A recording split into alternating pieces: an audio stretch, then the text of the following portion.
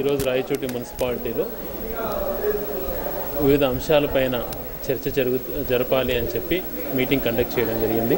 అందులో భాగంగా వివిధ అంశాలపైన చర్చ జరిగిన తర్వాత ముఖ్యంగా పారిశుద్ధ్యటువంటి లోపం చాలా ఉంది పట్టణంలో. పారిశుద్ధ్యం సక్రంగా లేని విషయం పైన కొంత షఫుల్ చేయాలి ఎంప్లాయీస్ పైన, అది కూడా కౌన్సిల్ బాడీ మెజారిటీ వరకు చేద్దాము అని అనుకుంటే కౌన్సిలర్స్ని కానీ అంటే చైర్పర్సన్ని కానీ గౌరవించకుండా కమిషనర్ గారు తనందుకు తను లేచి వెళ్ళిపోవటము చాలా దురదృష్టకరము. ఒక మైనారిటీ మహిళ చైర్పర్సన్ గారుగా ఉన్నప్పుడు చైర్పర్సన్కి మినిమం రెస్పెక్ట్ ఇవ్వాలా అన్నటువంటిది కూడా తను పాటించకపోవడం చాలా ప్రజాస్వామ్యంలో చాలా దురదృష్టకరం. తను మీ సభ గౌరవాలను భంగపరిచినటువంటి వ్యక్తిగా కమిషనర్ గారు నిలబడిపోతారు.